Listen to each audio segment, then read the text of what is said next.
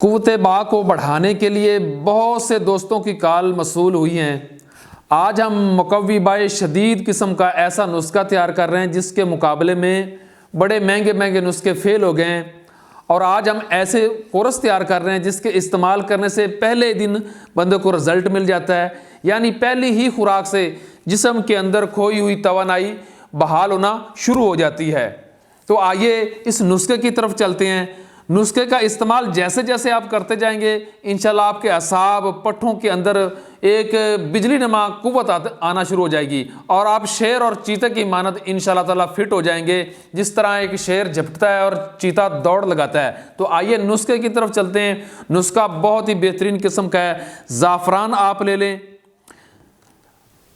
اس کے بعد آپ نے جیفل کا استعمال کرنا ہے، جلوتری کا استعمال کرنا ہے، اور ریگ ماہی کا استعمال کرنا ہے، سمندر سرخ کا استعمال کرنا ہے، زہر مورخ خطائی کا، اس کے علاوہ لونگ کا استعمال ہے، جلوتری کا استعمال ہم نے بتا دیا، کشتہ کلی کا استعمال ہے، اور یہ چاندی کا کشتہ اس میں جو ہم نے استعمال کرنا ہے، یہ اس کے اندر جو گولیاں بنانی ہے اس کے اندر یہ کشتہ شامل کیا جائے گا۔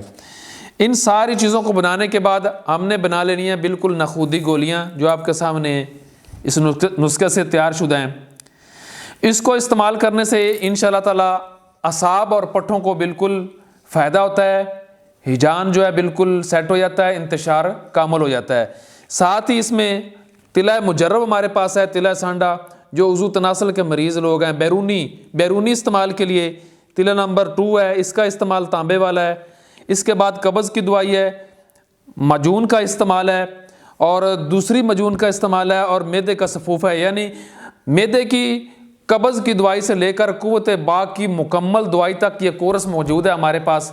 اگر آپ بذریعہ پارسل منگوانا چاہتے ہیں ہمارے دیے گئے نمبرز پر کال کریں، آپ کو بالکل ریئل اور اوریجنل نسخہ ملے گا، آپ اعتماد کے ساتھ اس حاصل کریں، کسی قسم کا سائیڈ افیکٹ بھی نہیں ہے۔ صرف سائیڈ افیکٹ ان لوگوں کو ملتا ہے جو ان کا مزاج جو ہے معلوم نہ ہو طبیب کو، اسی میں خرابی ہوتی ہے، لیکن ہم کال جو وصول ہوتی ہے اس میں ہم پوچھ لیتے ہیں کہ آیا آپ کا مزاج کون سا ہے، گرمی خشکی والا ہے، تری والا ہے، اعصابی مزاج ہے، تو اس کے مطابق ہی ہم دوائی کو دیتے ہیں۔ دعاؤں میں یاد رکھنا۔ السلام علیکم ورحمۃ اللہ۔